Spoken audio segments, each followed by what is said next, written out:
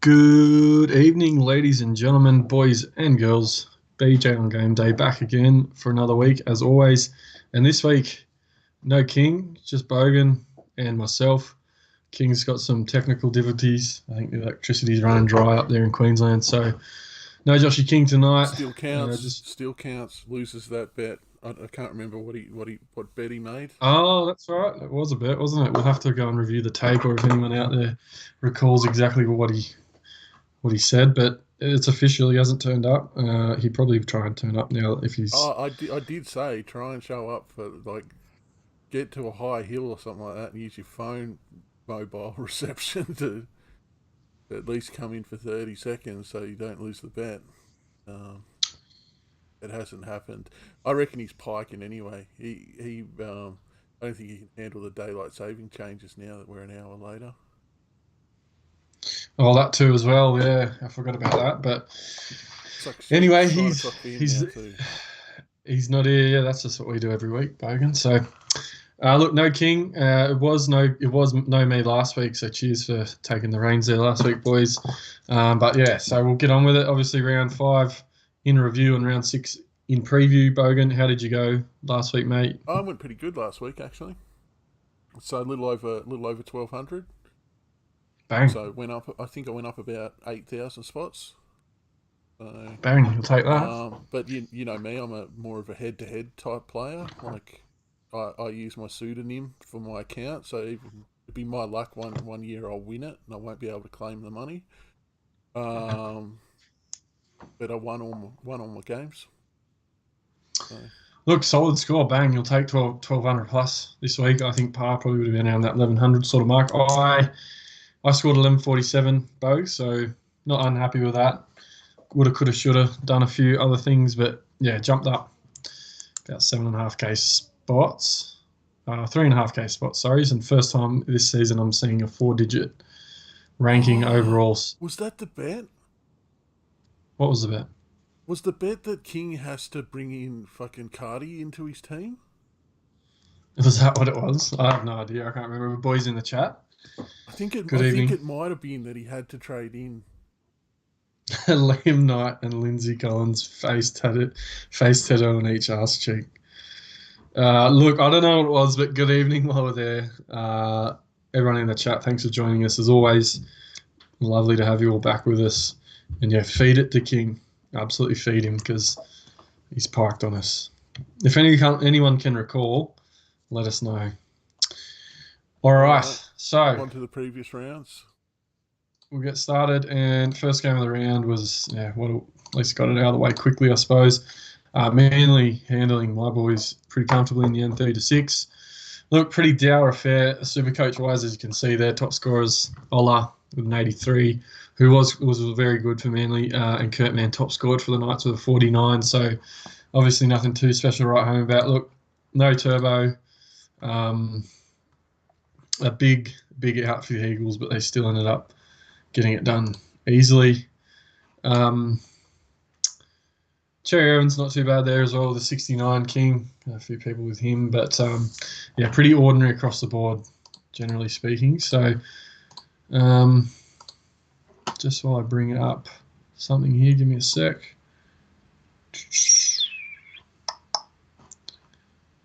Yeah, very dour just across the board, really. Dom Young probably had a few people as well going off injured. He only scored 6, so that would have stung because he was making some good money and actually producing some good scores. But yeah, pretty disappointing from a Newcastle fan perspective on that one. And yeah, pretty dour Supercoach wise as well. Probably the biggest piece of gossip from this one is Ponga. Ponga walking out on the press conference. Oh, come on. You're one of these clickbaiters, are you? Did you watch it? Why not? Why not? It's a bit of entertainment. Come on. He was getting this. There's one journo that feeds him about contractual stuff. And he's fed him with questions over the last however many weeks. And throughout that interview, the same thing again, just constant questions. And that final question that he got about, do the losses make it harder to want to stay or whatever he said is, what kind of question is that anyway? Hence why he got the reaction that he did, was because Ponga knows he's a pest. And he did say prior to that, just everyone please be patient. There's stuff in the works. Can't say anything obviously, but whatever. If that's the clickbait, folks, so be it. Move on because I just want to forget about that one as quickly as possible. He did get physically battered in that game. Yeah. I'll be honest. Latu was an absolute beast in that game. He was enforcing himself on that game, and really starting to show that he's going to be probably one of the premier back rowers in the competition in the years to come. He's very physical. He runs good lines. He seems to be a bit of a feature of their attack as well. So good signs there for Manly, but and even better signs for turboless Manly. So Jed Rosenberg in the chat. Shout out to everyone's favourite cash cow, Momo Issa. Well, I said a couple of weeks ago. Injured now.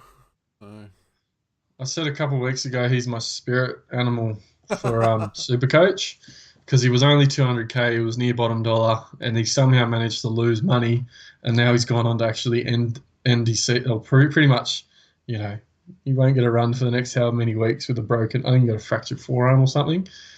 He's lost money, and he now definitely won't make any back. I think the only good thing about him is he's a dual front row, second row nuff now. So he's got that duality. That could just be that guy. That's the only reason that I sort of still have him, is that he facilitates me to move players around and make other trades. That's it. Look, fair call, but Dry Mama Sea, that name probably just sums up my Supercoach so far this season. Let's move on. Next game was an entertaining one.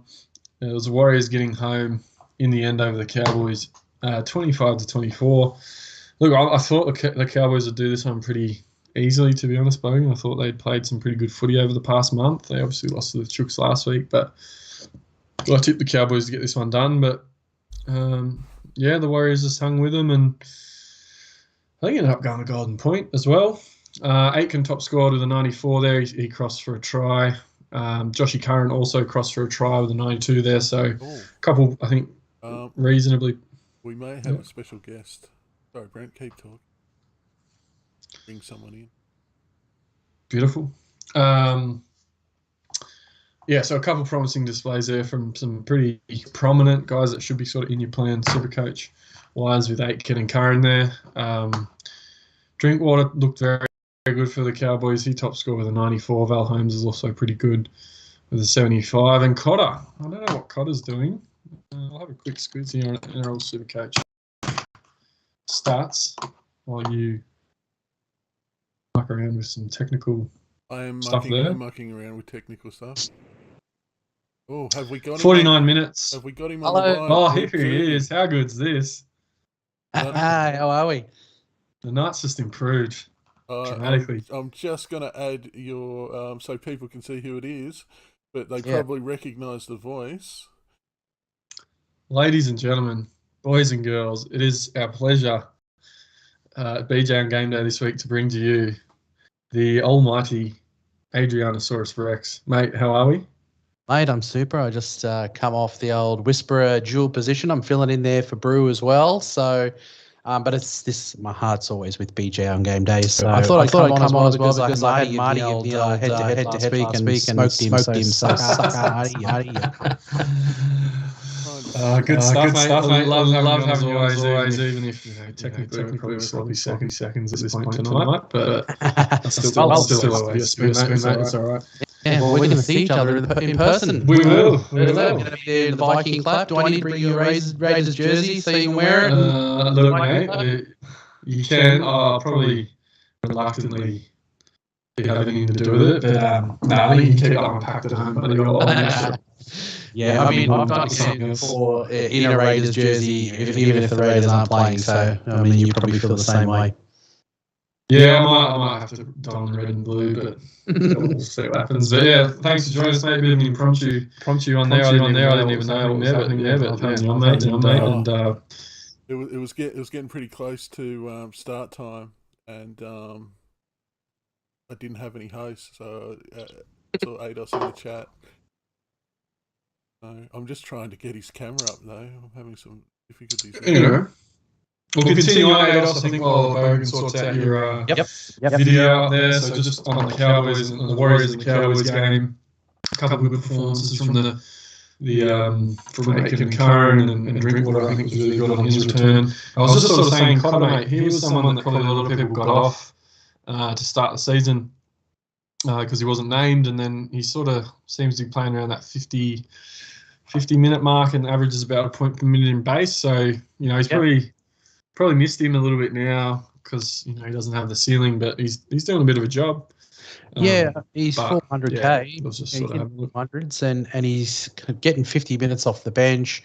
He also plays in that round 13 box. So people will probably be getting rid of a Nanai, funnily enough, from the same team.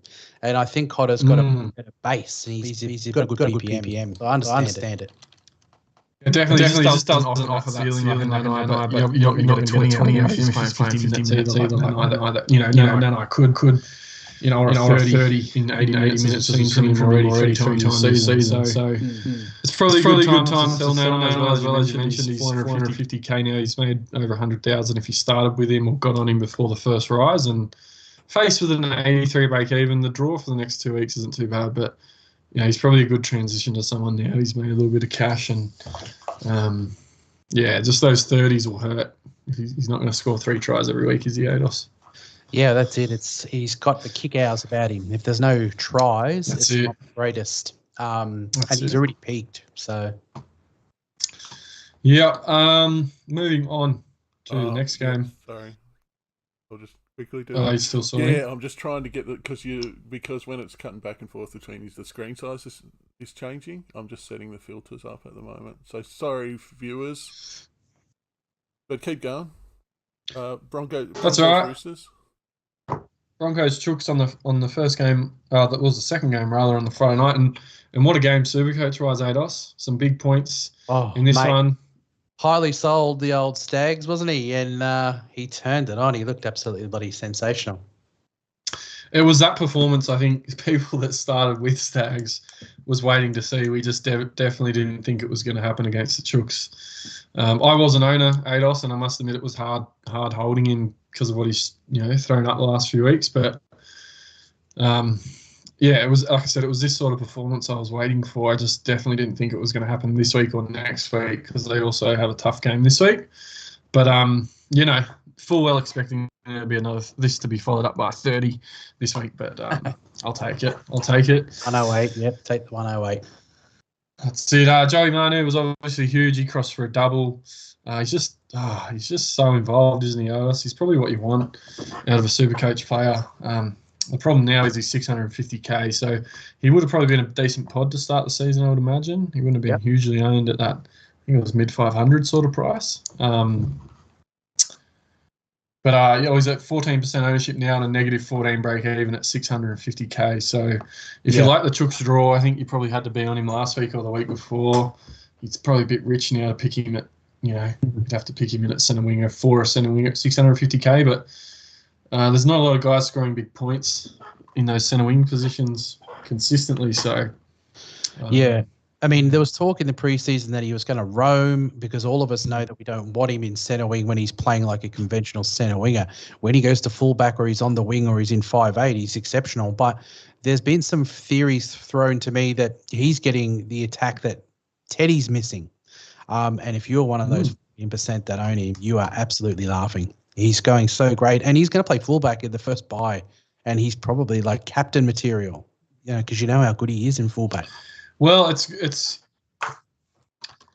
a good point you raise as well. I mean, we're in going to round 6 this week, so it's only six weeks until that first bye round. So, like I said, you raise a good point. Time to start considering that upcoming bye.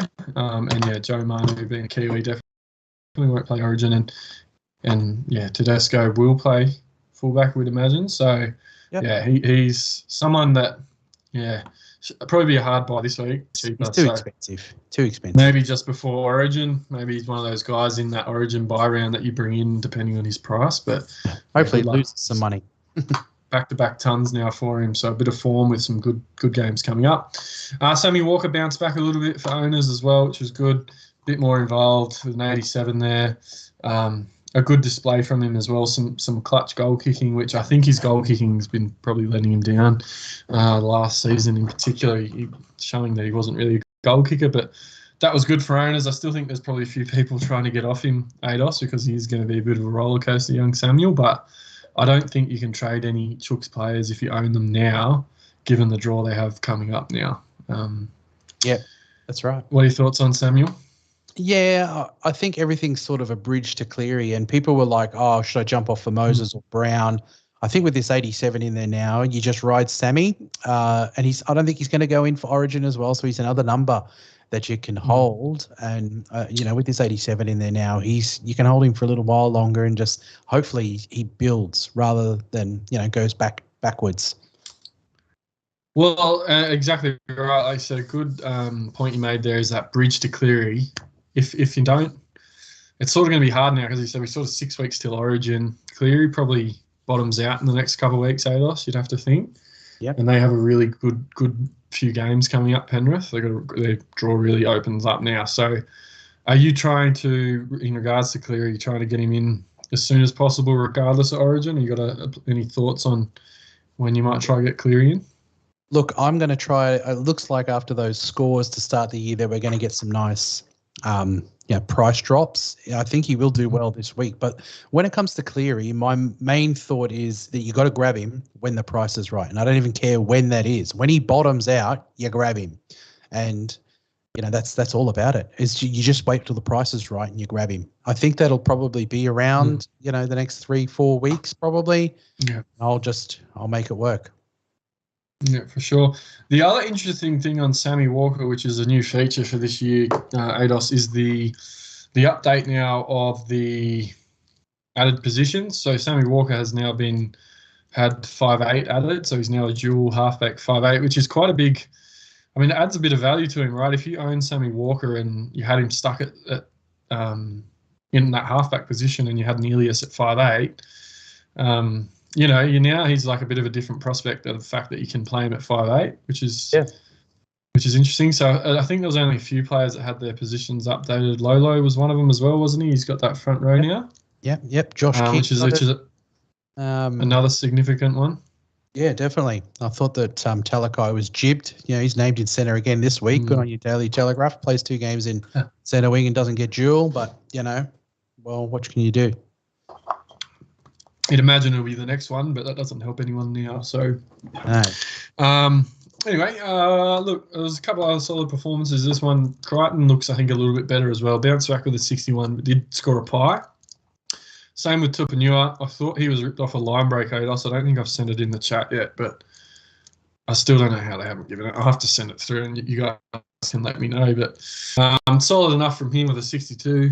Ooh, what's going on here, folks? Gone the retro. Mm-hmm.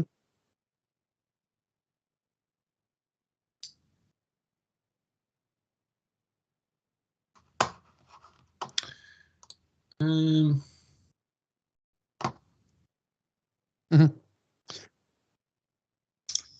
Yeah, it's a pity that Angus played in that game because I was hoping for him to bottom out and then take his spot back, and you pick him up for cheap and he's starting again. But he got big minutes in that game because of injury and scored all right. Yeah, I mean, I haven't. It's funny, Ados. I'm yet to look at team lists. I'll have a look at them when we get there. Has he been named on the bench again? I think he's on the bench. Yes, he is. Nat Butcher's held that spot. He only played the 52 minutes again, so the pie sort of bumped him up a bit, 37 in base. So still not a great reading for him, and as you touched on, there was like a couple injuries there. It's sort of weird. Robbo's played him less than 40 minutes 2 weeks prior than that, so I don't know what's going on there. But because there's got to be a thought that he might not make Origin this year. They've got a lot of back row options, and he could be a non-Origin player, and you'll want to probably own him, in the buy as well. Oh, for sure. If that's the case, you're definitely looking at him. I still think he finds a spot on the bench in that Blues 17 just because he can play in the middle and he can play on the edge and even centre if you really need him to. But, yeah, it'll be interesting to see what happens. There's something going on there, the fact that he's not playing, whether he's a little bit injured or who knows? You don't know what goes on behind closed doors, but we'll keep eyes on Angus over the next few weeks again. Obviously Kiri was a big one in that one. Anyone that's owned Kiri is getting absolutely ruined by him with a 14, but hopefully most people have jumped off him. But again, it's hard to do that sort of with their draw coming up. So, and obviously on the Broncos side of the park, Oates was good. Payne Haas is always solid, and unfortunately we've found out this afternoon that he'll be missing this week. He's got the 1-game suspension for that little shoe scuffle or whatever you want to call it. Him and Albie will be sitting out a week, even though Albert Kelly's injured. But, that one's going to hurt super coaches as well. There might have been some people looking at getting off, one of the Kings, but might have to use them this week, Ados. Yeah, I'll be playing both the Kings this week. It's, and he's only 1 week, so you've got to hold him. That's it. Definite hold. Moving on. Next game was the Raiders up against the Storm on the Saturday afternoon. Ados, I didn't catch a lot of this game. Yeah, I watched it. I think the Raiders were improved. They always sort of get up a bit for the Melbourne Storm. This year the Raiders have been shithouse, if we're being honest. Someone like Big Papa running 70 metres a game. That's unheard of for him.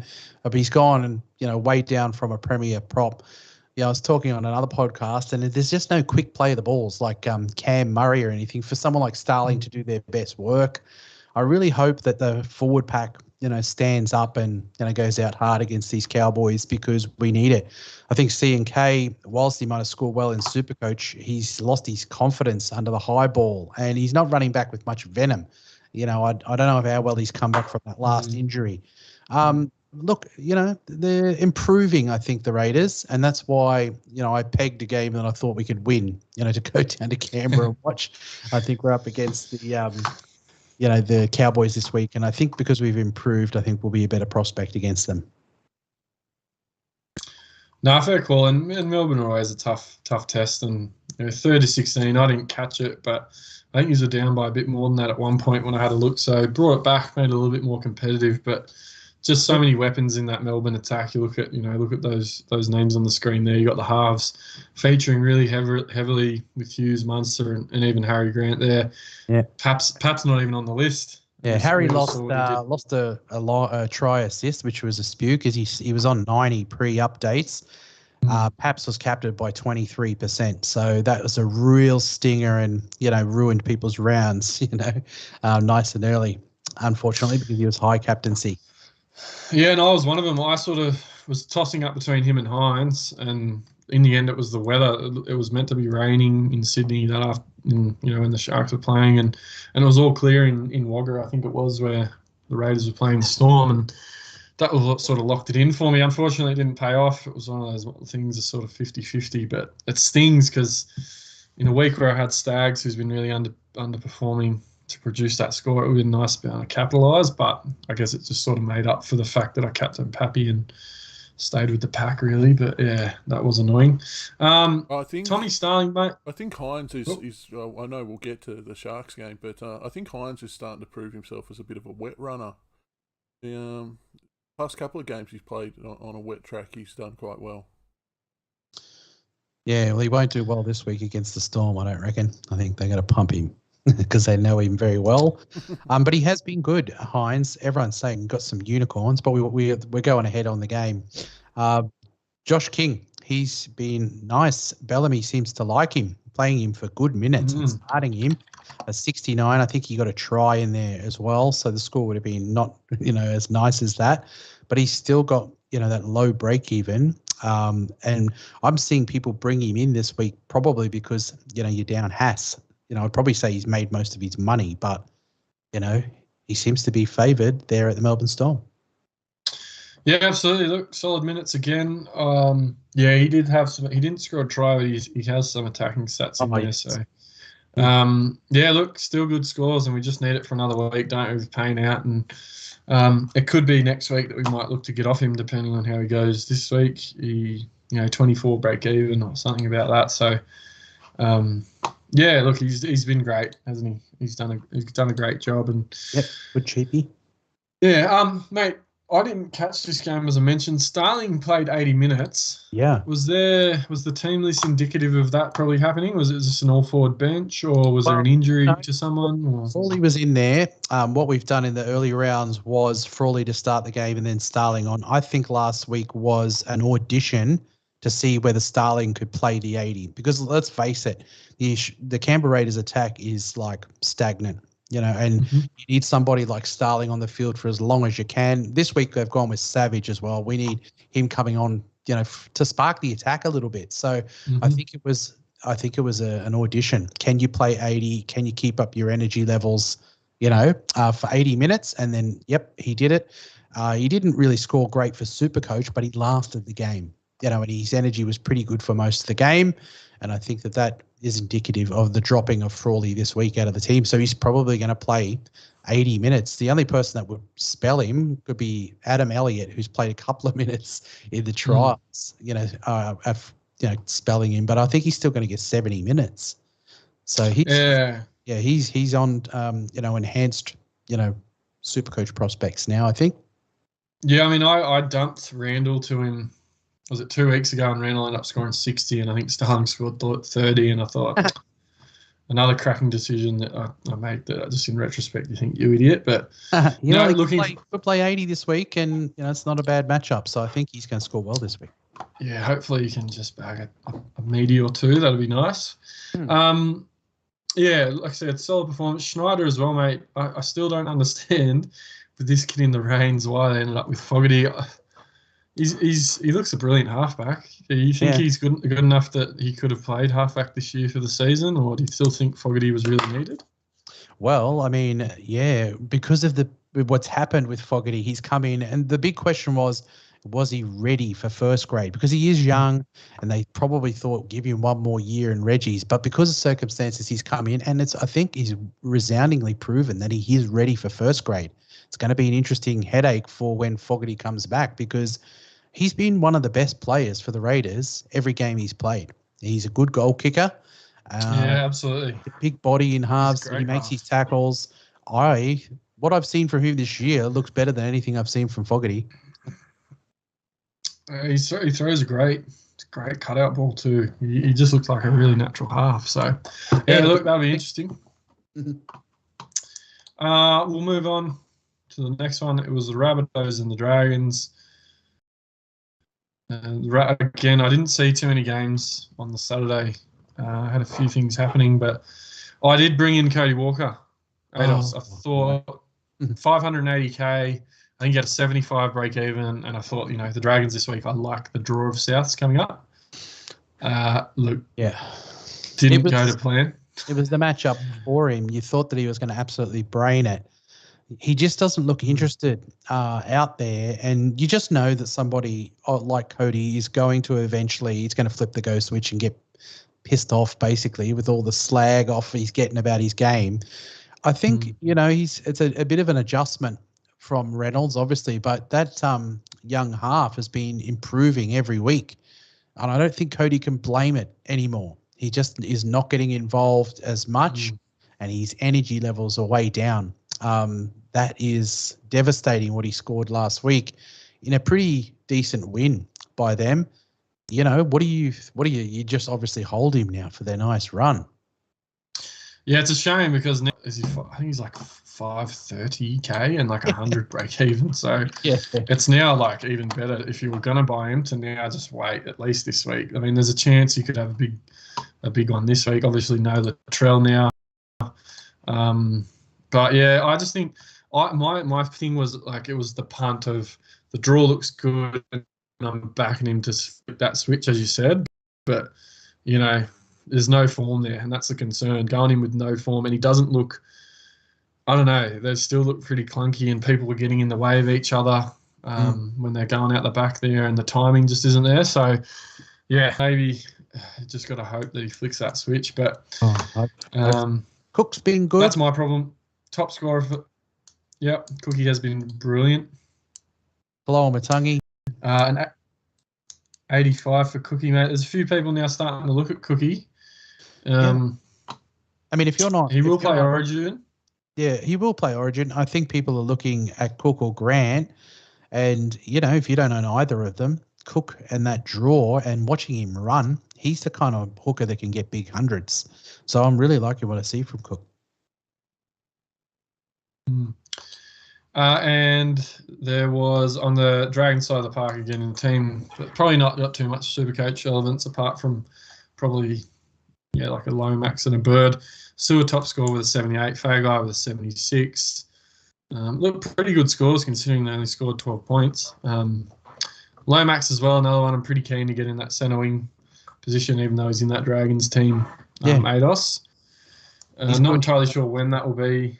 Do the Dragons play 13? I don't know off the top of my head. Because he could be a good. No, they don't. They don't. And he's going to go off to Origin. He's got to be a chance at round 14 the trail out. He'll be in that squad at least or somewhere. Not necessarily in the 18, but he'll be in camp somewhere. So we'll have to wait and see on Lomax. But he's still been pretty solid most of the year. Anything else from this one catch your eye, Ados, that you? Yeah, I like the look of Campbell Graham this year, and in their run, you're looking at players like AJ, who had a shocker, but Campbell Graham, he's got some really good scores this year. If you look at him, he might be getting up at a price, that might be getting a bit too expensive for you, but I think he's in that same mould as Lomax. Without the goals, he's been very good. And they do have that nice draw coming up. So he's one that I've had my eye on. Yeah. Sorry, my computer is being extremely slow at the moment, so I'm just having some troubles. AJ, what's he priced at now? It's pretty ordinary. The 23 there, ADOS. Is he bottomed out to the point you could look at buying him this week, or? He has been scoring okay. I don't know what his price is, but he's still somebody I think that you could target on their run. They just don't look very good on the left like they have, in the past. But he's been scoring, better than I expect, except for this week.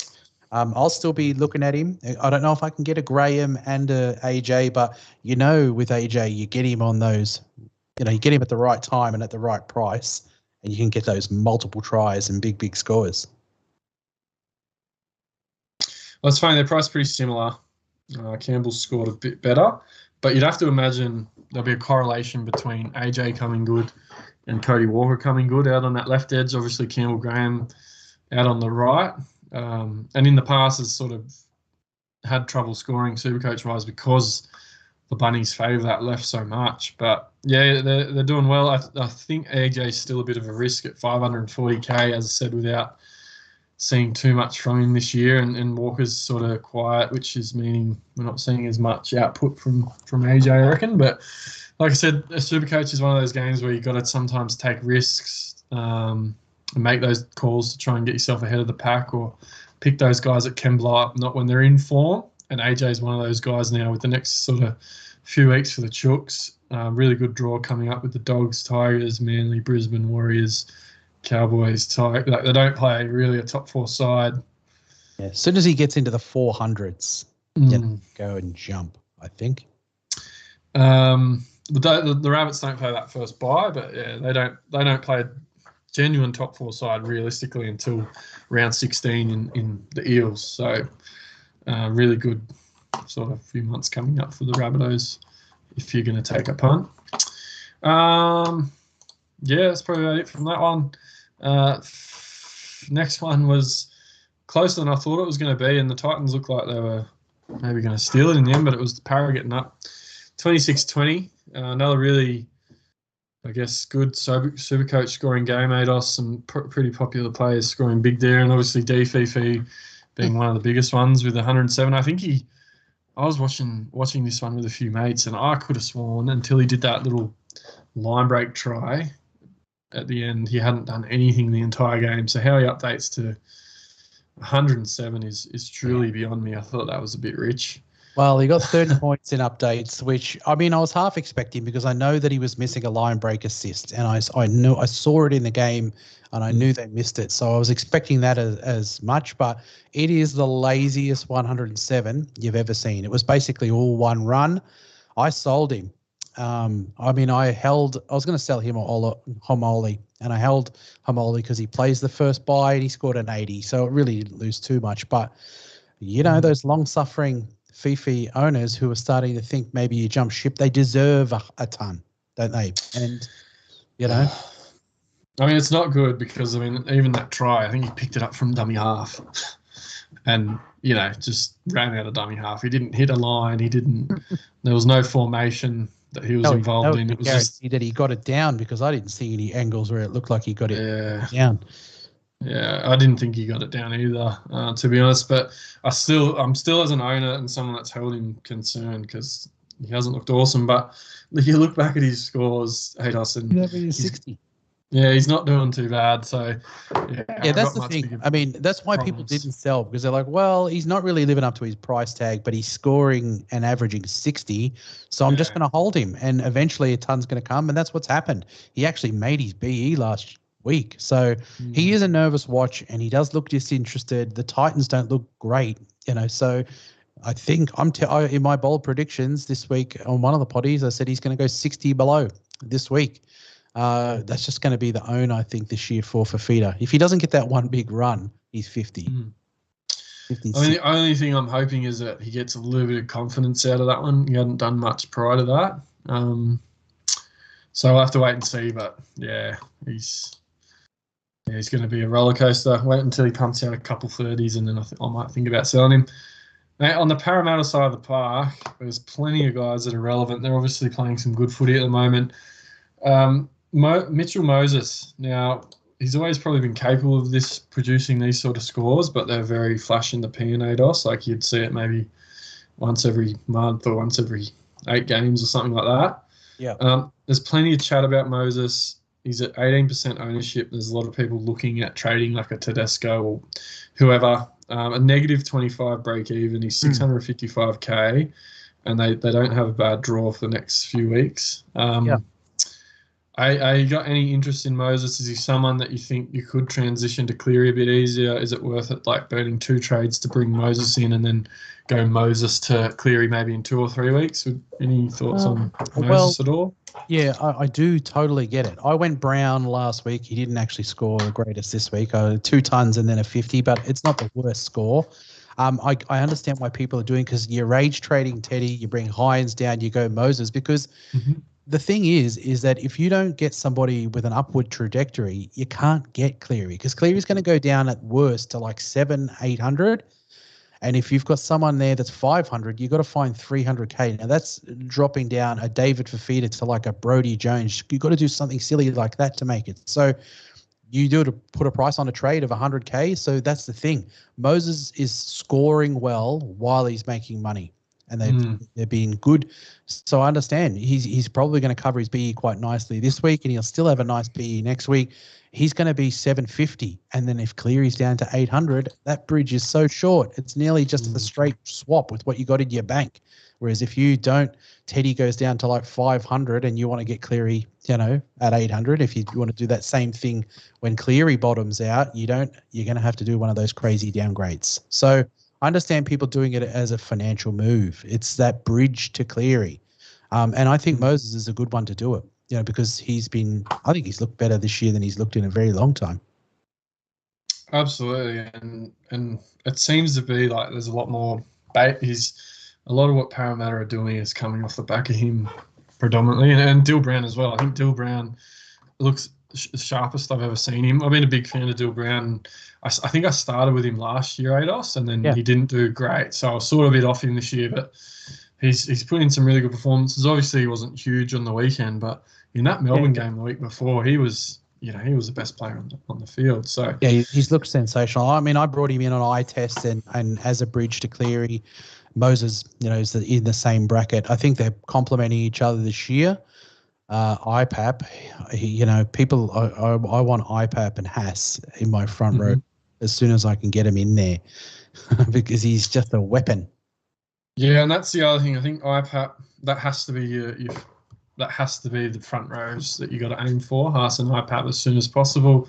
The problem with IPAP now is it looks like he isn't going to bottom out. He's probably, he's more expensive now than what he was to start the season, and I thought he was a bit overpriced to start the season. So, he's pumping out some good numbers, and he hasn't really had he hasn't scored a try this season. He's been involved in some attacking stats and stuff like that, but nothing major. So, yeah, you're right. He's one definitely keen to get in as soon as possible, and hopefully Joshy King can pump out another good score this week and maybe get himself, closer to mid 500. But there's still a bit of a gap there. He's going to score that every week, and if he scores a try, he's going to be over 100. He's just going to keep covering it. Like, that's the thing. He is actually doing the year. All the scoring is a little bit down from last year, but he, if you look at it, he's doing as well as he was last year. Really, he's exceptional. And as you said, touched on sort of with the points not flowing as much this year with the big scores.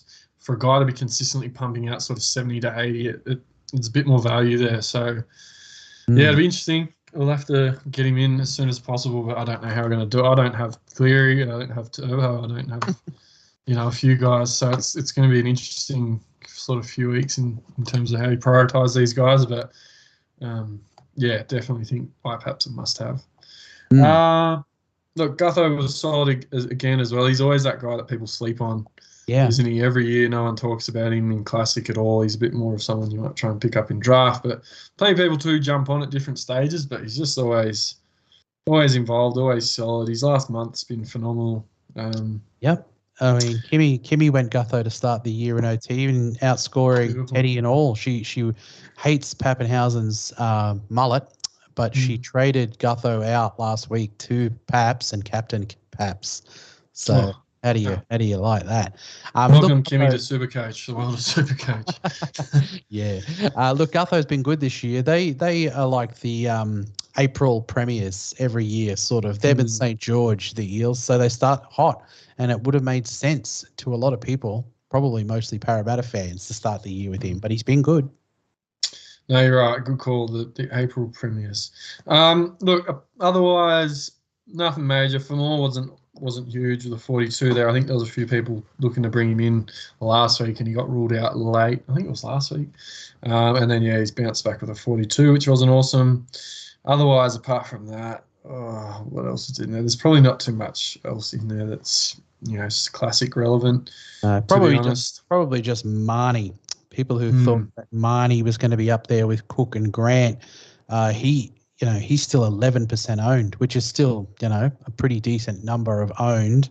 508, he's not scoring enough to keep up with those, favoured options. So I'd be looking to move him on. You got 3 30s in there and a couple of 50s. So I'd be trying to get him to Grant or Cook as early as you can. Good call. I like it. Next game up was the Sharkies, just giving it to the Tigers on Sunday Arvo, 30 points to 4. And it was the Nico Hines show. Well, Hines, I mean, there was a few probably people in the show, to be fair. Look, I think the Sharks look awesome, mate. I've said it before, and I'll say it again. To me, they look like top 4 material. I know it was only the Tigers, and I know they haven't played any huge. I mean, they beat Parramatta in round 2, and your boys knocked them off in round 1 with a late try. But I still think they look really good. It is early days. Looking forward to the game this week, but they just have a lot of strike across the park. They're all contributing. They just look like a good team at the moment. Yeah, they've got a lot of go forward off their forwards, the halves. I mean, Nico, what a star. How well he's taken to the halves. Everyone said he got some unicorn points in that game. But, he was my captain, so I was very happy with it. Ramian's been sensational this year. He's always one of those players that scores well enough. He's got a very good base, but it always worries you whether he's going to be motivated in the year. But he looks motivated this year, and he's been bloody good. Katoa, Mulatalo, Kennedy. Kennedy's got a better average than Teddy this year. That's how underrated he is as a fullback. They look great. I think it's going to be a real test for him this week. I'm tipping Melbourne to give him a lesson in professionalism this week. I think they'll go out and compete hard, but I think that Melbourne will give him a challenge this week that they might not be up for. Because it's in Melbourne where they do their best work, I think, Melbourne and Paps and all of them. But they look like a top 4 team to me as well. No, I think that'll be one of the games of the round if Cronulla Oh yeah. can show up. So, look, I give the Sharks a good chance, but it'll be their biggest test yet for sure. So, Ados, as you said, it's the Hines show. A lot of people captain Hines and absolutely loving those said unicorn points. Just involved in everything. I'm still not convinced he's a halfback, but as long as they got Will Kennedy back there, it's working at the moment. They're playing a good brand of footy, so if it ain't broke, don't fix it. Cam McInnes, an interesting one. He did have a try assist with a 73, ADOS. He's now 472k. He's played 57 minutes on the weekend, which is the most minutes he's played all year. He's still not playing huge minutes. I think he's going to get built up. Yeah. But he's someone, he could be a good value buy in a couple of weeks. His BE's sort of not too high, though, so he might not bottom out too much more than this. But, I've just got eyes on him. He's not got the ceiling or anything like that, but once he starts to get those minutes up, I think he could offer something.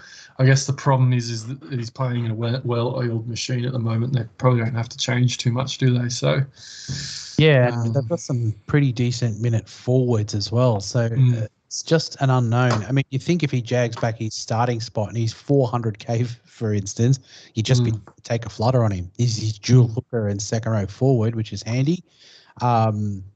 I'd want him to start at least. Yeah, for sure. You wouldn't look at him until then. And they don't play 13. So, again, you probably need to start keeping in mind that first bye because it's going to come around pretty quickly. Tiger side of the park, pretty ordinary. Obviously, a team that gets touched up. Luciano, top score with 57. But, what do you say about that Tiger side? Plenty of changes this week, ADOS, I believe, or I've heard. Yep. There's been a bit of axe wielding, but Luciano's sort of always been probably a bit of a standout in that side, and I don't know what his price is at, but it's just so hard to pick players from sides like the Dragons and the Tigers, isn't it? Yeah, that's it. It's always a safe bet to go these hot teams and the players from these hot teams. And some players like Leilua and Lomax do well even though they're in a bad team. But I'm not going to be making any trades for someone scoring a 57. And that's sort of reflected. A team that gets beaten by 30. Yeah. They just, they're a mess. And if you're struggling to find captains, just pick someone from the opposition to the Tigers and find the best option in that opposition for a captain because they're just that poor. They just can't keep up. They're a peg below. I think they'd get beaten by a lot of Reggie's teams. Well, I must admit, prospective Dolphins fans must be looking forward to the next season because I don't think they're necessarily going to get the spoon. Probably not. But look, they get Hastings back this week. I don't mind the move. We'll obviously get to that in teams, but they've got Hastings back. He's going to be in the 7 and Luke Brooks at the 6. The only thing Luke Brooks is good for is running, and he doesn't do that in halfback, so he'll do it as a 6. And I think that the more that Hastings handles the ball, the better they look. So, if it ain't broke, you don't fix it, and if it is broke, you fix it. And I think he's making some moves out of desperation. A bit disappointing. Tuilagi was played by a lot of people because we've seen a little bit of Supercoach friendly in him, but we were just hoping he'd get the 80. He didn't get the 80 again because he got a head knock. It's constantly something with him, and he's pumped out a pretty average score, and it looks like he's peaking now in price as well because the B's getting close as well. So I wouldn't safely play him in my 17s because until I see 80, he's not scoring well enough. The problem is I've watched him, and I think he looks like when he's out on the park, he's damaging. Like he tracks 2 or 3 defenders. He can get an arm away. He hits a good line. He hits hard too in defence. Oh, absolutely. I don't know why. Why would you be taking this bloke off? Like, he probably doesn't have the engine just yet, but he played 70 minutes in round 1, but it's annoying. I couldn't sell him at 300k because I think he has a lot more in him. I think he has a bit to offer. It's just whether he gets that opportunity to show it. Yeah, well, that's the thing. You hope that he's going to not get through a game without being injured and get 80 minutes. That's the best thing for him. And if you look at their bench this week as well, it probably bodes well because there's middles on the bench and they've put that young half on the bench as well. So, he's a good chance of 80 this week. That said, though, I think he's that style of back rower that's he's like a Satili or a Nakora or even an Olakalatu. They don't have that huge base. You're going to probably need some of that attacking stats in him, but I think he's got great potential and hopefully get some more opportunities, as we said. I don't know if there's anything else from that one. Before we finish off with the Dogs getting done by the defending premiers, 32 points to 12. Look, there's a lot of people. This was a big game to finish the round, ADOS. Plenty of people with Cleary had the captaincy on him, which was pretty scary as a non-owner. That didn't end up eventuating. He only scored the 57. Phew, which this week it was only 57. We'll see what happens over the next month. Taylor May and Isaac Targo, how good are these kids? I mean, they lose someone like Brian To'o and they lose Matt Burton, obviously going to the Dogs, and these two kids come in and it's seamless. You wouldn't know that they aren't the first choice players. Well, Targo is, but just crazy how much talent they have coming through, right? Oh, mate, absolutely. I think Taylor May and Targo look sensational. They played in the younger grades together. I think when To'o comes back, because he's a right side player, I think that Taylor May is going to survive and be on that edge with Targo. I hope that To'o goes to the other side with Crichton. He got the highest single week price rise of any player in Supercoach history, 150-something thousand K. I can't believe everyone didn't bring him in. He's still got a minus 53 BE. He's a little sneaky VC option because they got a soft matchup this week, and he could score multiple tries as he's done in a lot of weeks. A little bit down Targo this week because he didn't. I think there was a close to a try which would have got him up 80-90. He was actually outscored by Cobbo this week, which is an interesting one. I played Cobbo, but look, they look so good, and I think that Cleary's looking like he might get a decent price drop, but I still have him tipped to go 100 plus this week. He looked to me last week twice as good as he was the week before. He looked more involved. He was putting in some big hits, and a couple of things in attack looked like they nearly came off. He looks like he's getting a bit more warmed up, so it's going to happen soon. I mean, it's a scary prospect, right? Like, he's still coming good, and they're still just absolutely smashing teams. So I think even though it's not translating to Supercoach scores, Luai looks really good. Like, he looks really up for it this year. They got some. Edwards is obviously playing some good footy. He's really involved. He's got the work rate. So a few of the others have sort of stepped up in his absence, but it's scary to think this team, what they're going to be capable of. I mean, who knows? We could be looking at a side that could be back to back premiers over the next few years. I know it's a big call at this point, but it's hard to say. They just look that good, don't they? It's hard to say they're not going to be in the grand final. They're not going to be one of the teams for sure. Apart from that, not much doing on that Dog side of the park. Dufty had an absolute stinker, the poor bugger, with only 6 there.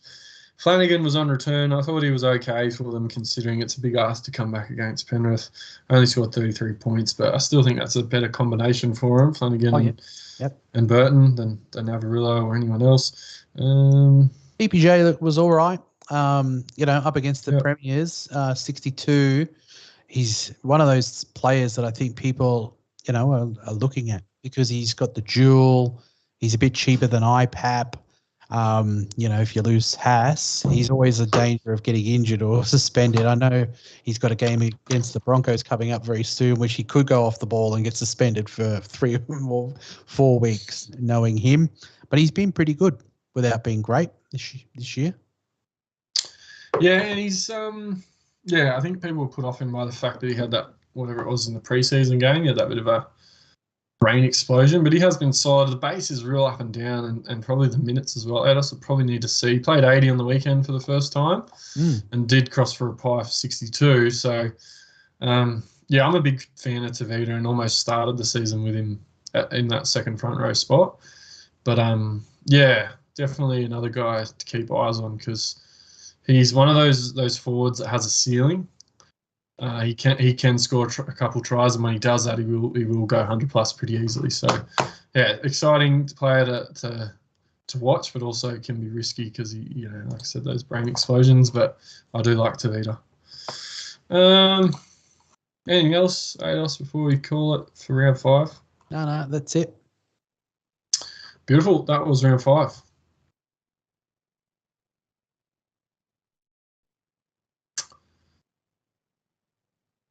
Moving on. All right. And, start the round. It'll be me and Ados will be at this one on Thursday evening down in the nation's capital, mate. Looking forward to that one. On the old socials together and get us cheering on the old green machine. Should be fun.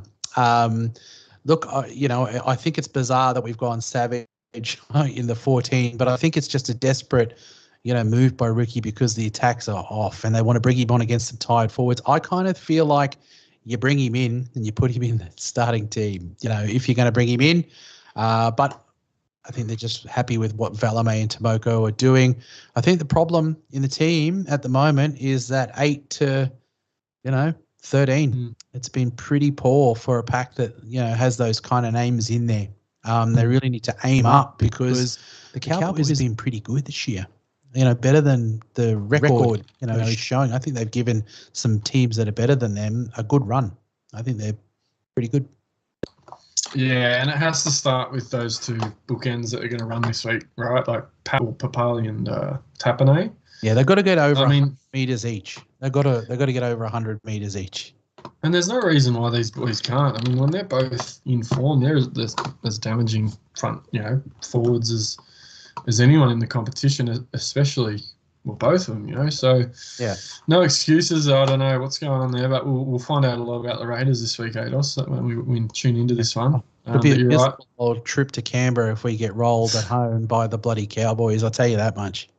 But Ada will be up to 250 days on Thursday of no drinking, so I'll be having some alcoholic beverages at the game. I could be a loose unit. It'll be fun.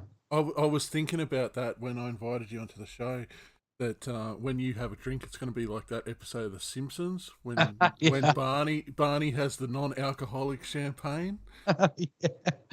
That's what the missus fears. She's like, oh, mate, just good luck getting home, eh? But if you make it home, I'll probably get arrested. I don't know. No, I'll be all right. I don't think I'm going to go too hard on the drinks because I'm out of practice. But I've made 250 days. I'm about to go to Fiji as well. I've got Magic Round up in up here in Brisbane, so I'm going to enjoy a couple of casual drinks, and it'll be good fun. Well, mate, congrats on the 250. Great achievement. Thank you. We'll try and not get you locked up because there'll be a good chance I won't be too far behind you if that's happening. So it's better when you're at the home ground because there's not as many people who annoy you there. So I'm sure. I might have to just wear that Raiders jersey just in case. By the sound of but for people who've got Starling, I'd play him this week. I think at home, the opposition's not the hardest opposition in the world. And look at that bench. Xavier, Gula, Elliott, Horsburgh. It's got to be close to 80, if not 80 from him. So I think, you play him. Yeah, and I had to play him last week against the Storm. So if I play him against the Storm, I'm definitely...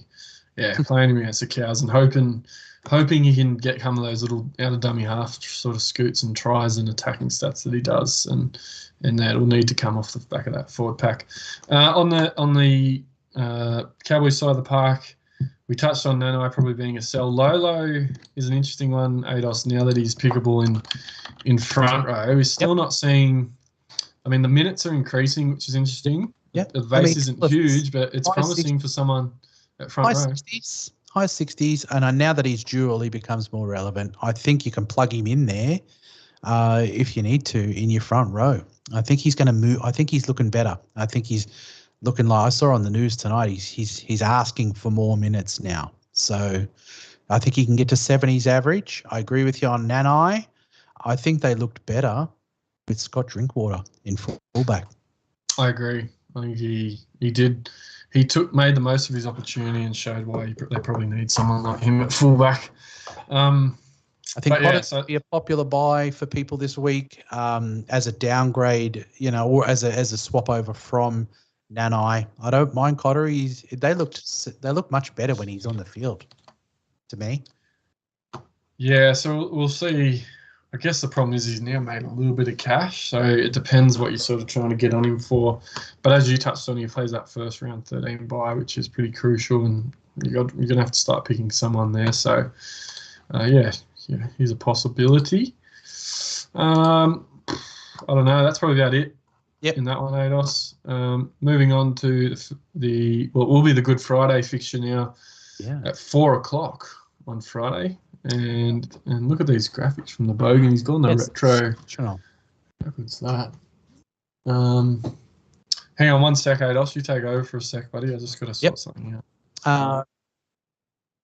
The big thing in the Rabbitohs lineup, obviously we know Latrell is out for 8 weeks. Blake Taff has come in. He is pickable in the halfback and in the fullback position. He is being traded in by a lot of people. He's on the top 10 list. My only advice to people would be don't trade a gun fullback to Taff. If you want to bring him into your halfback position, fine. But you got to go gun. You got to go the gun fullbacks. I think the people might be doing the old Teddy out and Hines to fullback and then putting Taff up in their halfback. I don't mind it, but just be aware that he's not going to score you enormous points. He wasn't, a Supercoach, weapon last year, but he will goal kick. So I think he could average 60 points if you put that 15, 16 points on top of his average last year. And I'm tipping Cody Walker for a bounce back in this game. It's not the hardest opposition. He gets up for sort of a big day, big event, and it's the Good Friday game. So I'm tipping him to go 75 plus. I'd play Ilias confidently against the Dogs as well. Cook's looking sensational. I own Murray. He's been great. Not his best score last week. The Bunnies have been a bit underwhelming this year.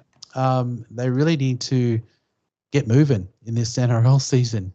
The Dogs, what do you say? Fucking terrible. Yeah, what do you say? I mean, it just goes to show that, they've got, you look at that lineup, they've bought some decent players and some big players. I think next year, the purchase of Marnie and Kickow, that beefs them up, beautifully. I think they might start to do something there, but oh, mate, it's not pretty. I think this will be a game where Souths will be like, we can tune ourselves in to gear here.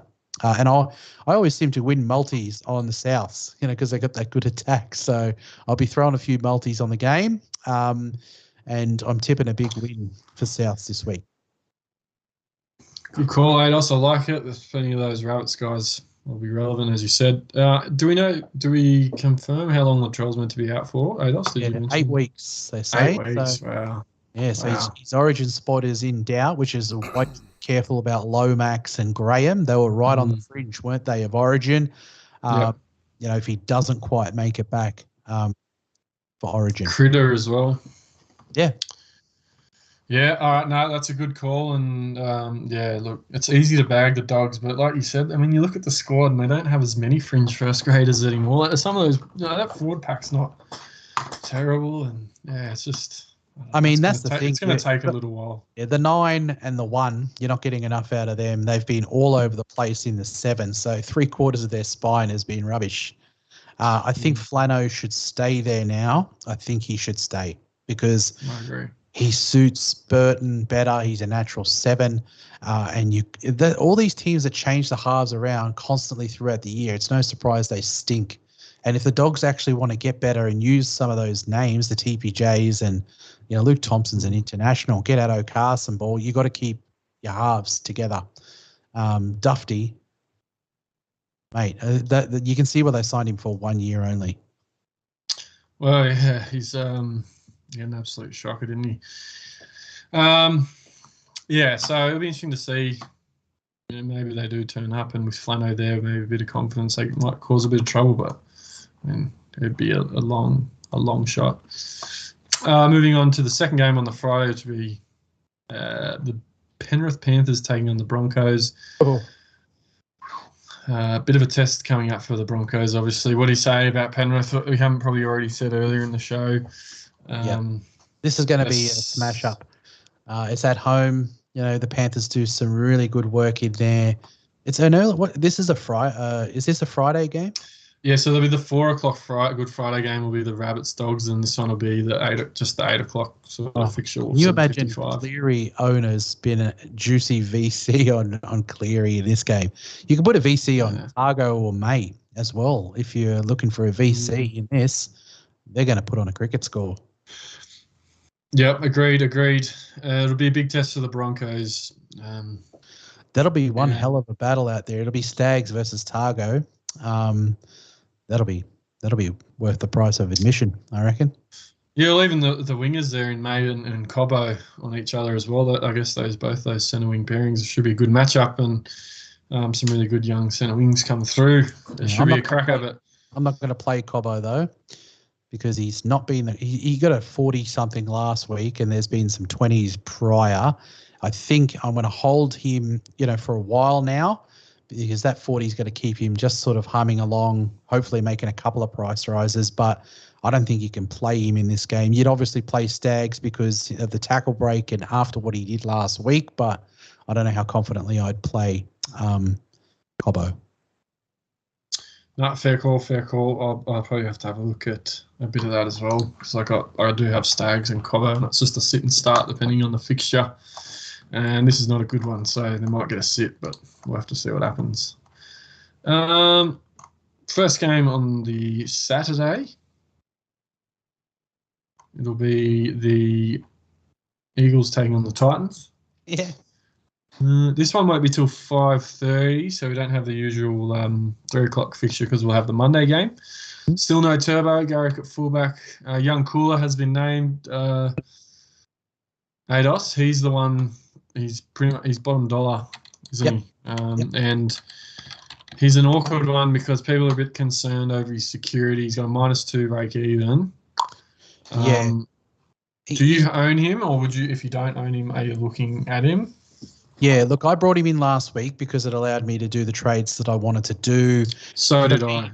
Yeah, for me, the choice was like either he plays and he starts getting price rises and he stays in the team and it's a good thing, or he just becomes enough. The worst thing that can happen is if he goes to 14. I think with Dylan Walker there, he's either in the team or he's completely out. I don't think that's going to be a huge risk for you. The good thing about Cooler is that Des has showed his hand that he's high enough in the pecking order. Tupolotto got the spot there, obviously, because of injuries. So next week, if old mate comes back in who's got COVID, what's his name? He's Harper. It could be Tupolotto that jumps out. That's who I'm predicting, and I think Cooler holds his spot. I think he's pretty safe because he'll either be enough and he's bottom priced. It's not a huge investment. But I think he looks like he's decent enough in the pecking order. There's every chance next week that Harper does come back in, Tupolotto drops out, Garrick goes back to wing, and Cooler goes to fullback. That's my actual prediction. Good prediction. At least until Turbo's out, you probably can get something out of him, and it's low risk. It's 175k. It's not like you're spending 300k on the bloke and hoping for that to come up. Yeah. So he's not the worst this week either, because the Titans, they can leak some tries. For sure, and obviously you're looking to cull cash cows that have sort of peaked and stuff like that, and someone like Cooler's just perfect for that sort of thing. So, Foreign grabs a point, this week instead. Got a 0 off him in a draft, and thanks a lot, Kieran, you loser. How do you play? I overlooked that. No points. Some sort of record, surely. Yeah. On the Titans side of the park, Brian Kelly's back. That's probably the biggest change for them. Yeah, Sammy shifted to the wing. Corey Thompson dropped out. What's going on there? Is Thompson injured or? No, I just think Marju's happy with Marju, and Sammy's been sensational on the wing. This year, I just think that's the lineup they've gone with on form. Thompson hasn't really set the world alight. No, he hasn't. I mean, he hasn't played too much though either. So, look, that's interesting. So Marzu's held his spot, which is good to see because he's an absolute beast. So it'll be. This one could be really Supercoach friendly, depending on, again, the bloody weather around the place. But, plenty of players out there. Dave Feeder for more. Olakalatu, DCE, Cooler, as you said. So, plenty happening in that one. Yeah, hoping for a bit of a bounce back from Furmore because, it wasn't a great score last week. He sort of looks like he's peaking. He would be somebody that you'd hope to have humming away, and you could maybe have him in your centre wing, but we're going to need a 60-70 for him to keep busting along and making price rises. So hopefully that comes this week. The problem is he plays 13 to ADOS, so I'm going to keep someone, and I think I end up holding him until at least 13 and then go from there. But he could drop, 100 plus K. That's right. Until then, depending on what's happened. So, yeah, it's a tough call to make. But, yeah, hopefully he bounces back and keeps on keeping on. Move on to the next one. Game of the round, as I said, on the Saturday night. Storm taking on the Sharks. Tyrone Wishart returns to the bench for Storm with Alex McDonald dropping out, and Tolman's back for Royce Hunt. So otherwise unchanged. Should be a cracker. Supercoach-wise, it might be a little bit difficult to captain some of the players in these games, but looking at guys like Harry Grant, Cam Munster, Ryan Pappenhausen, they've just been so productive. It's hard, but I think I'll steer clear of a captaincy in this game just because I think I've got a bit of respect for the Sharks this season, mate. But I don't mind Pappenhausen at home. He is a different animal at home. The only thing that worries me is he got that head knock last week and he didn't look quite the confident Paps that we'd been seeing earlier in the year when he came back. So I think VC is fine because if you're going to captain an Eels player, because they've got a good matchup as well, I don't mind a little sneaky VC on one of these Melbourne Storm players at home. I would not VC Hines this week, and I would not captain Hines. But I'd take a flutter on Munster or Pappenhausen for a VC.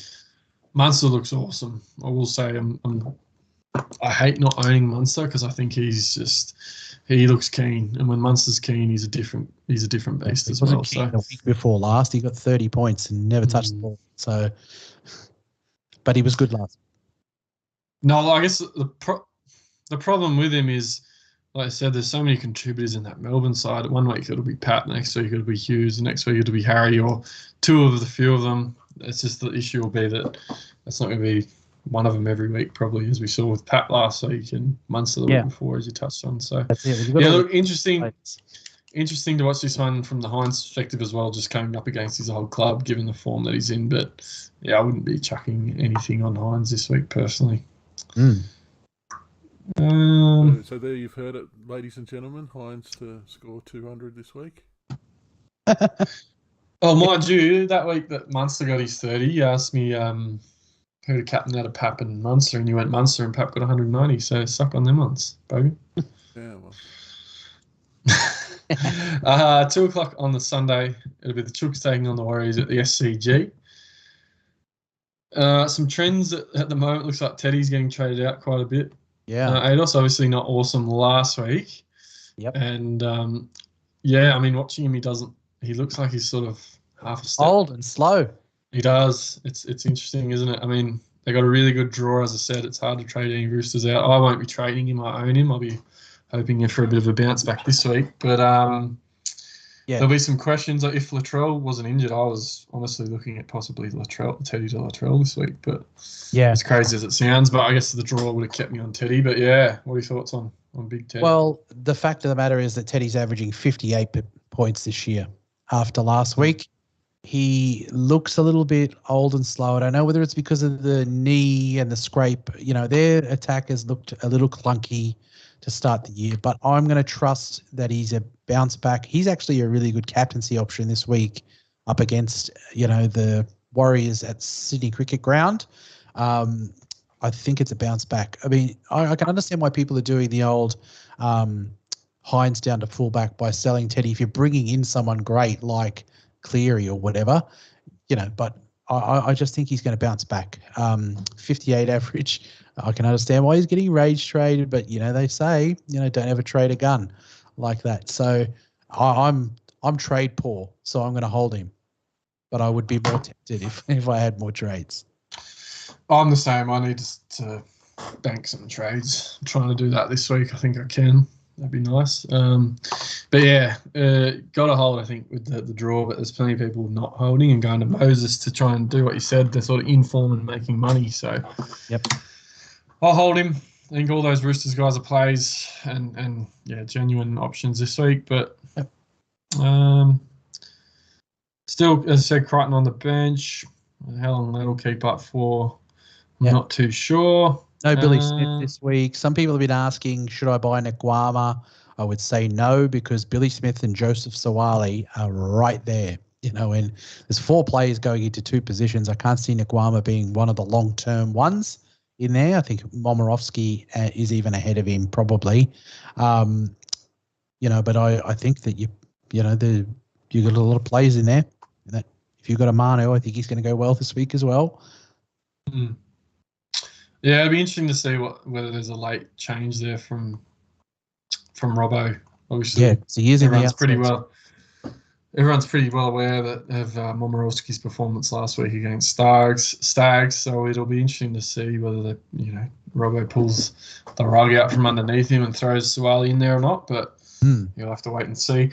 Warriors side of the park, mate. I don't know. Apart from Curran and Aitken, AFB hasn't been awesome. Still just not really getting any output for his minutes. He's just the big fella isn't doing it at the moment. Edward Cozy doesn't look like a name that I'm overly familiar with. Is he? He's come in for third game. Homophobic slur guy. Yes, that's right. You get 4 weeks for that, didn't he? Yeah, 4 weeks, I believe it was what he's ended up getting. So yeah, big one there. Look, this bloke, I don't know. It's probably not that relevant, but he's 220k. So if you're really struggling, go Cooler instead. But he's a better option. Villami Vallejo is also on that extended bench who was originally in the squad. So I was hoping he'd come in. I've got him in my bloody team. So, but he's not in. I think Teddy's a good captaincy option this week. I mean, people will be nervous. You can see that they're selling him, so I don't think he's going to be as captained as he was last week. Yeah, I think I don't have enough Panthers to really get on that. I think I might even chuck the VC on young Cody Walker and maybe captain Teddy, to be honest. Just looking at it now. But yeah, I like it. We'll have to see the weather as well, Ados. If it's a dry track, it's in Sydney on Sunday afternoon at the SCG. The Roosters can be a bit of a different beast at the SCG and a nice dry track. Yep. Moving on to the Sunday, and it'll be the Dragons taking on the Knights on Easter Sunday at 4:00. I don't know what to say about this one. Plenty of injuries for my boys, and we'll be looking for plenty of excuses if we lose this one. David Clemmer returns, which is good to see. Edric Lee returns as well, which is probably positive. At the expense of, obviously, Dom Young. Dom Young's been good. He's injured, obviously, but Kalen Ponga as well need to step up in this one because holy dooly, bloke's getting paid $1 million a season at the moment. I know I probably say it too much, but geez Louise, and it looks like he might stay now. The mail is he's going to get a bit of a contract extension and could be on closer to 1.2. Seems like someone is far too happy for the way, in spite of the way he's playing. It's like one of those players where you ask him, "Oh mate, how you feeling about your start to the year and the form?" He'd be like, "Oh, I'm really happy with it, going well."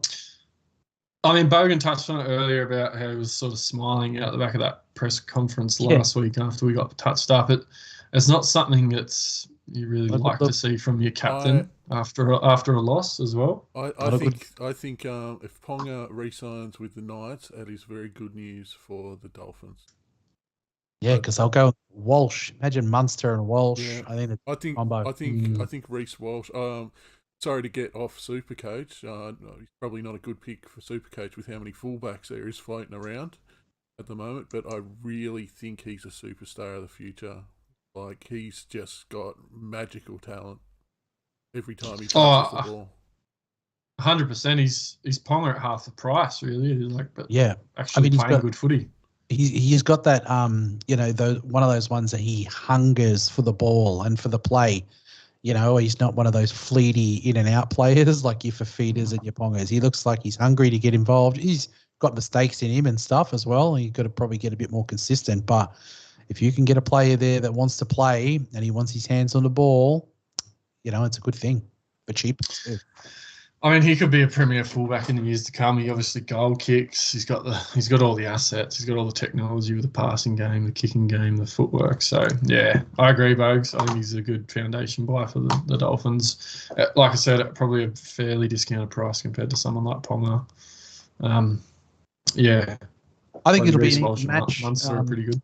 This one, I mean, both the teams. I mean, the Knights have been pretty good at times, but they've got some injuries. Randall, I don't know how comfortably I'd play him. He's probably peaking in price as well. Getting close. Yeah, I'll bring up here. He's still got the pretty low break even. Oh yeah. This week, Ados. So he's probably at least another week, and then go from there depending on how he goes this week. If he only pumps out like a 30 this week, he might be a trade next week. Brody Jones, the other one, Ados, he is 275k playing his third game this week. Played 80 minutes on the edge last week. It wasn't huge points, but like a good downgrade. You got guys like Nanai. You can nearly make 200k going from Nanai to Jones. Yep. For more, it depends on what's going on. But I think Jones, if you're needing something in that back row, sort of cheapish, he's possibly a look this week. He is, I think. I did hear somewhere that Fitzy's not far away. Like, when's he due back? Well, that's a good question. I'm not entirely sure. I thought he was actually going to be gone for like 6 or 7 weeks, and I read that 2 or 3 weeks ago. Yeah, but so I think Brody Jones is, the output for 200 and something K is not bad. Yeah, so looking at Brody. As a potential cheapie. What else is there in there? What's Fagai? Has Fagai made his money now? Oh, he's 460k, so he's probably not great either. Jack Bird's been named at 6, which is interesting. So still just persevering with the Amon off the bench and no Sloan. How they continue to play him by over Sloan is sort of beyond me, to be honest, Ados. Yeah, I mean, all these clubs that are not doing well and start to make panicked decisions, and he's probably signing his coaching death warrant, I reckon. It was also optimistic for Dragons fans going, oh, look, it's time to blood these kids. And I'm not buying it. It's like panicked moves, and it's not like you've got somebody in there who's, a close to good fullback to bring in place of him. Mbai stinks at fullback. Yeah, so Griff, whatever, and I mean, you saw that thing Lomax and bloody what's he did the other week, taking the piss. I mean, I find it strange. Like, that's their current first grade coach, and he's absolutely fucking giving it to him. I know. It was so funny though. Oh man, what a put on! That was one of the best I've ever seen. So. I don't have much else to say about this one, Supercoach wise, Ados. Nah. There's not much else in that one. And the 4 o'clock game on the Monday it will be. So we only have, that'll be the game that's moved from the Saturday. We'll have the Easter Monday clash between the Eels and the Tigers, and a big game, a really big game to finish the round. We already touched on the Eels are in quite some good forms. You've got guys like Gutho, obviously Dylan Brown, Mitch Moses, really relevant at the moment. They're scoring points and they're going up in cash. Interesting one, Will Penasini moves out onto the wing, Ados. So Michael Blake out. Penasini's been quite good. I think his base output's been quite good at centre, but I don't know whether it's good or bad. You're going to lose some base, obviously, because he's not going to tackle as much out there. But, the way that the Eels are playing, I think you might make up for that with tries. Hopefully whoever is inside him in centre there can pass the ball. That will be the only issue with obviously Murata there, Tom Opacech. Hopefully they can still find him. Yeah. Oregon Kafusi starting. What's going on there? Just have a quick look. Junior Paulo, the one match banned for that contact. There you go. So for 1 week. Jeez Louise, that was a bit soft. Lane returns as well, so Maddo's still coming off the bench, which is interesting. Bloody Maddo. That's just crazy talk. I thought, surely he's in their best squad, but obviously not. Nathan Brown's been pretty good as well, though. I think since returning as well, he's been a bit of a smoky in drafts and stuff. Ados, he's been really good. Yep. Tigers side of the park, it's a bit hard to pick up anyone in that Tigers side, as we already sort of touched on. You've got Jackson Hastings returns, but I don't think you could want to play him in this game, would you, if you had him, unless you were really desperate? Yeah, he wouldn't be your first choice. If you can get 4 other reserves, I'd be going for it. If you got an Ilias, you'd be looking at Ilias against the Dogs, obviously. Yeah, for sure. And Tuilagi, ideally, I mean, I don't think he's the worst play with that bench. Jock Madden, you got Twal and Michaeli, who are middles, and Seafarth can play some edge, but they've been using him in the middle. So hopefully that's good minutes. Hopefully you can just jag a pie or something and get that production of money going, because he needs that little score just because he's only that 280k to give him a bit of a spike. Just let him cross for a sneaky one. Be nice. Yeah, well, I think that they'll be better with Hastings, because I think he's an energy player for their team from what we've seen from him, this year to start. So hopefully, they get up and give it a go. I mean, the Eels have been attacking pretty well, but they've been clocking off in second halves and teams are coming back against them. So there's a possibility that, there's some Supercoach points out there. For sure. That's probably it, though. That is round 6.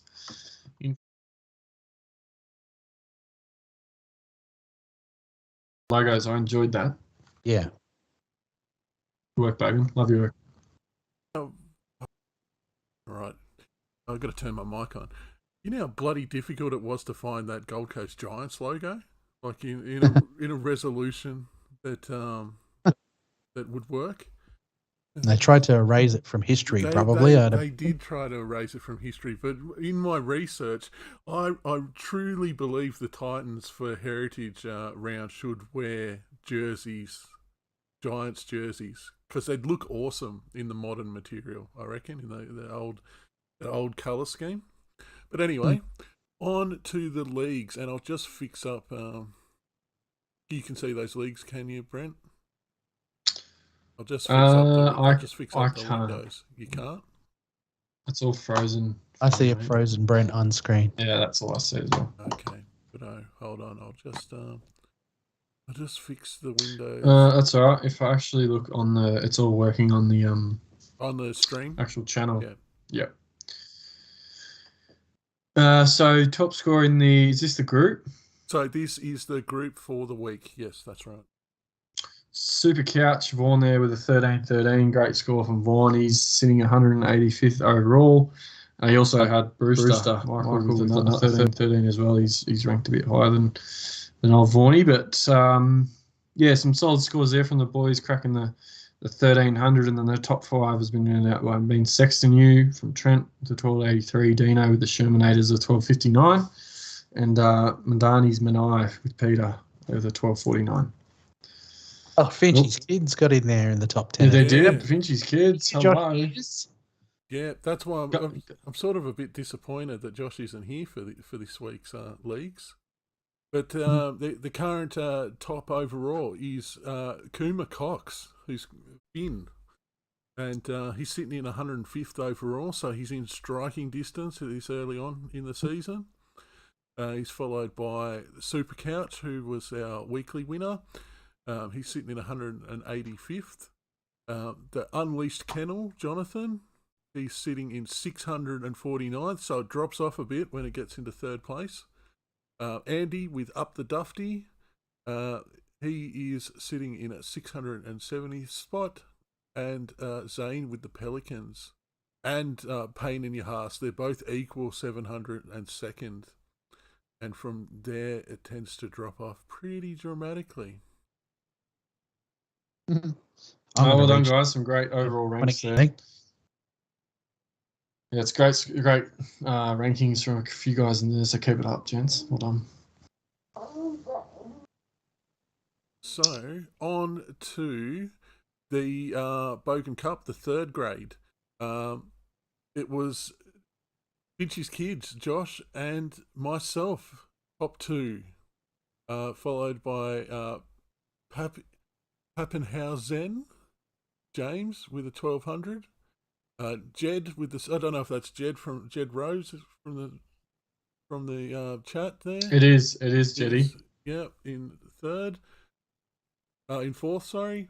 And Adam with Robbo, creative name there, with an 1162, rounding up the top five.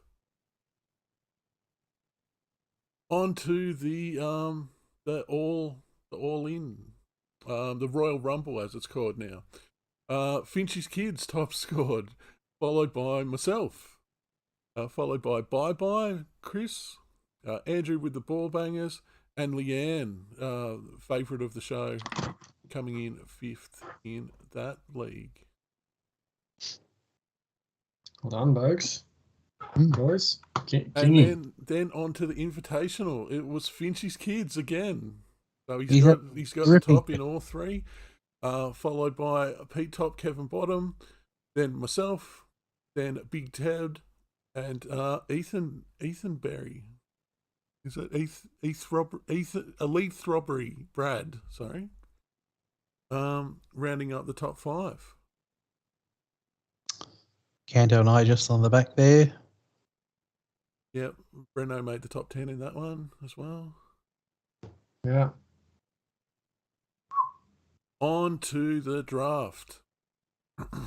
Hampo's Hitmen went down to Benny. Benny's in the winning circle again. You can't stop him. I got up over. Fuck you, Benny. I got up over the Shockmasters. Ted was defeated by Climmy. Josh had the bye. Hope you're doing well, Wayne. I hope you're watching. Oh no. Sorry. Wayne, I got up over Joshy. Josh just somehow managed to lose to the person who hasn't been doing their team all year. Well done, King. Yeah, I did actually message Rayno during the week, and I haven't heard back from him. So, Wayno, mate, I hope you're doing well. Well, he got up. He got a win. What are you doing, King? You are the worst draft player ever.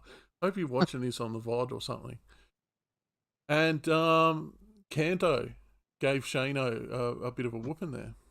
Oh, not really a whooping, only 30 points. Yeah, but close. Which takes us to the ladder. And once again, we're going to have to stop the season right now and just take the standings as they hold. Yours truly, top of the ladder, followed very, very closely though by Benny, Clemmy, and Kane Anderson. So yeah, they're three players I don't really want chasing after me, but that's how it sits at the moment, and it's still early days as Brent continues to remind me every week as he sits on 2 points. Oh yeah, what a year to pick Turbo. Yeah, Benny rubbing it in there. No fucking yeah. Well, Hughes and Cleary definitely scored more than Turbo because he didn't fucking play, mate. Give me a spell.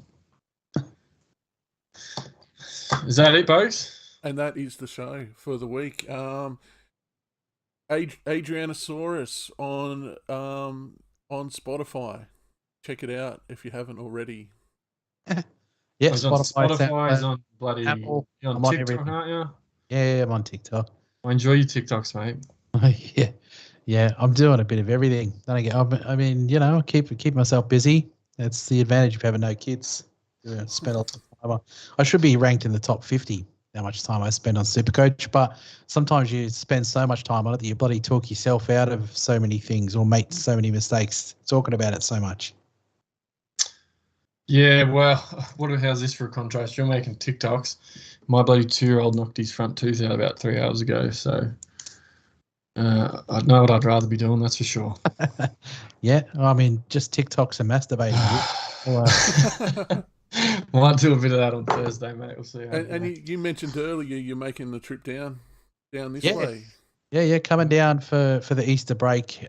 Kimmy's sister lives down in Canberra with her partner now, so we take advantage of me being a Raiders fan, and Kim seeing her sister. So we'll be down there for a few days, and it should be fun. I get to as many games of the Raiders as I can, so I thought the matchup was good. I look forward to it. I should have invited you to come along too, Bogues. Yeah, I don't want to go out to Bruce. That sums it up. For Bogues. No, looking forward to it, Ados. We'll catch up on Thursday, mate. And cheers.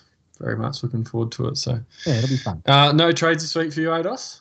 No, I'm not going to do any trades. I've been using trades to try to set up the money in my team, and they're all earning pretty well. I'm going to play the 2 Kings and hold Haas. They're doing a decent enough job, so I'm going to hold fire this week because I need to probably do a couple of these weeks where I just hold fire to try to get myself back to level pegging with everybody, for trades. Yeah, agreed. I need to save some and also start thinking about the buys. So yeah, we'll have to try and resist the urge this week, mate, because with those bloody boosts, you burn through the trades quicker than you usually would. Yep. But yeah, and captaincy options, you got any ideas off the top? I know we touched on it a little bit. You can't give away too much, obviously, but thoughts this week? I'll probably go a VC on Paps. I like him at home there for the Storm. He's like a twice as good there than he is away. And I'll probably throw the captaincy on maybe Dylan Brown, Dillbags, or something like that. Yes, there's some really Supercoach friendly games this week, Ados. So there is a few options, and when that happens, that can be where we see some differences in the scores. So it will be an important week to get it right. And I'm able to crack at my VC simply because Moy Messiah's gone out, and I've got an actual reasonable shot at a VC this week. Yeah, I think I'll just cross my fingers on Walker bouncing back against the Dogs and just go into Teddy this week. I don't know, got nothing else. But that's it, mate. Anything else you want to shout out at us before we head off, mate? That's it. Thanks for listening, everybody. You're legends. Yeah, cheers everyone in the chat as always. Benny always feeding me. Vaughnie, well done, mate. I know you ranked quite well. I think Gutho's a good captaincy option this week as well, mate. But yeah, thanks as always, Bogan. Legendary stuff, and thanks for coming on, Ados. You're a legend, especially impromptu at short notice. So great stuff, and we'll see you all again next week, guys. Have a good one. May the Supercoach gods be kind.